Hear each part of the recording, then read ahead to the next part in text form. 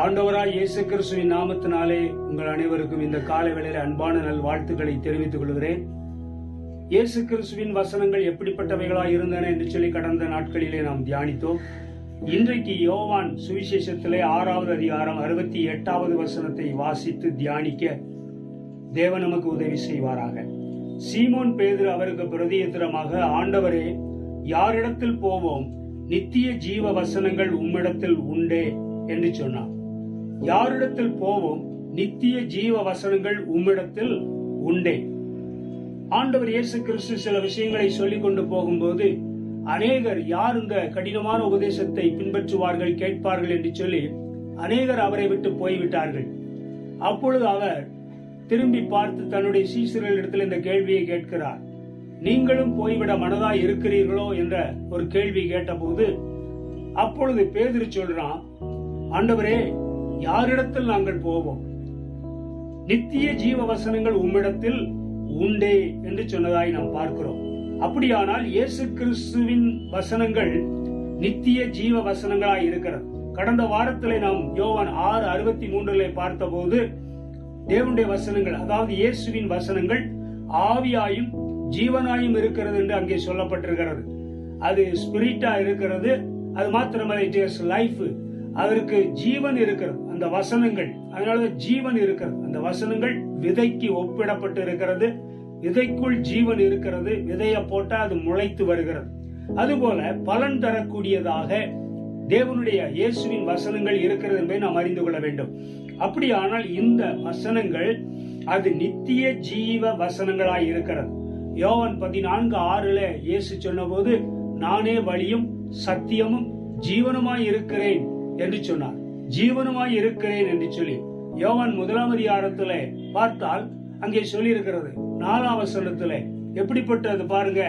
அங்கே ஆரம்பத்திலே யோவான் எழுதும் போது, ஆதியிலே வார்த்தை இருந்தது, அந்த வார்த்தை தேவனிடத்தில் இருந்தது, அந்த வார்த்தை தேவனாய் இருந்தது என்று சொல்லி 4 வசனத்துல அவருக்குள் ஜீவன் இருந்தது, அந்த ஜீவன் மனுஷருக்கு ஒளியாய் இருந்தது என்று எழுதப்பட்டுள்ளது. ஆகையினாலே ஆதியிலே வார்த்தை இருந்தது, அந்த வார்த்தை தேவனிடத்தில் இருந்தது, அந்த வார்த்தை தேவனாய் இருந்தது. அப்போ அந்த வார்த்தை தான் மாம்சமானார் என்று எழுதப்பட்டிருக்கிறது. அந்த the word became flesh, அதாவது இயேசு என்ற பெயரில் வந்தார். அப்படியானால் அந்த வார்த்தை தேவனாய் இருந்தது என்றும் எழுதப்பட்டிருக்கிறது. சொல்ல போனால் அந்த வார்த்தை இயேசு என்ற பெயரிலே மாம்சத்தில் வந்த போது, அப்ப இயேசுவும் தேவன் என்பதை நாம் அறிந்து கொள்ள வேண்டும். இயேசு தேவன் என்று சொல்லி இந்த இடத்துல நாம் புரிந்து கொள்ள வேண்டும். இப்படி இருக்கும்போது அந்த வார்த்தை தேவனாய் இருந்தது, தேவனாய் இருந்தது. அந்த வார்த்தை இயேசு என்ற பெயரிலே மாம்சத்திலே மனித வடிவத்திலே அவர் வந்தார். அவருக்குள் ஜீவன் இருந்தது, அந்த ஜீவன் மனுஷருக்கு ஒளியாய் இருந்தது. ஆவிக்குரிய இருளை அகற்றி ஆவிக்குரிய ஒளியை கொடுக்கக்கூடியவர் ஆண்டவராய் இயேசு கிறிஸ்து. யோவான் 8:12 அதான் சொன்னார், நான் உலகத்துக்கு ஒளியாய் இருக்கிறேன், என்னை பின்பற்றுகிறவன் இருளிலே நடவாமல் ஜீவ ஒளியை அடைந்திருப்பான் என்று சொன்னார். கர்த்தருக்கு மகிமை உண்டாகட்டும். 5 அதிகாரம் யோவானிலேயே 5 அதிகாரம் 39 வசனம் இவ்விதமாய் சொல்லப்பட்டிருக்கிறது. ஆண்டவருக்கு ஸ்தோத்திரம். இங்கே வேத வாக்கியங்களை ஆராய்ந்து பாருங்கள், அவைகளால் உங்களுக்கு நித்திய ஜீவன் உண்டென்று எண்ணுகிறீர்களே, என்னை குறித்து சாட்சி கொடுக்கிறவைகளும் அவைகளே என்று சொன்னார். அப்போ வேத வாக்கியங்கள், அதாவது இயேசு சொன்ன வார்த்தைகள், அது அல்லாமலும் மற்ற வேத வாக்கியங்களை நீங்கள் ஆராய்ந்து பாருங்கள், அவைகளால் உங்களுக்கு நித்திய ஜீவன் உண்டென்று எண்ணுகிறீர்களே, என்னை குறித்து அவைகள் சாட்சி கொடுக்கிறது என்று சொன்னதாய் நாம் பார்க்கிறோம். கர்த்தருக்கு மகிமை உண்டாகட்டும். சொல்ல போனால் இயேசுவின் வசனங்கள், வார்த்தைகள், அது நித்திய ஜீவனை தரக்கூடிய வார்த்தைகளாய் இருக்கிறது. நம் வாழ்வில் இப்பொழுது நாம் ஜீவனோடு இருக்கிறோம், அதாவது உயிரோடு இருக்கிறோம். ஆனால் மரணத்துக்கு பிற்பாடு உள்ள ஒரு நித்திய ஜீவ வாழ்க்கையை அடைய வேண்டுமானால் இயேசுவின் வசனங்களை நாம் ஆராய்ந்து பார்த்து அவருடைய வழியிலே நாம் பின்பற்றி நடக்கும் பொழுதுதான் அந்த நித்திய ஜீவனை நாம் என்ன செய்ய முடியும், பெற்றுக்கொள்ள முடியும். 1 யோவான் நிருபத்தில் எழுதும் போது அந்த வார்த்தையை குறித்து எழுதியிருக்கிறார். அந்த வார்த்தை நாங்கள் எங்களுடைய கண்களால் பார்த்ததும் கரங்களினால் தொட்டதுமான வார்த்தை என்று சொல்லி எழுதினதை நாம் பார்க்கிறோம். ஆண்டவருடைய நாமம் மகிமைப்படுவதாக.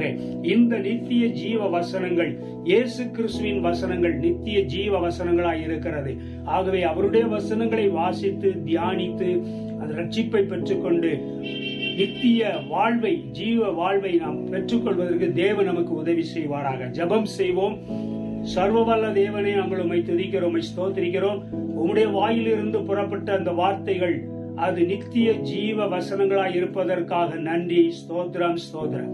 அந்த வசனங்களினாலே நாங்கள் உயிர் மீட்சி அடைய நீர் எங்களுக்கு உதவி செய்யும் ஆண்டவரே. நாங்கள் ஆண்டவரே பாவங்கள் போக கழுவப்பட்டு ஆண்டவரே ஸ்தோத்திரம் அப்பா ரட்சிப்பை பெற்றுக்கொள்ள எங்களுக்கு உதவி செய்யும். கேட்கிற உம்முடைய பிள்ளைகளை எல்லாரையும் ஆசீர்வதியும்.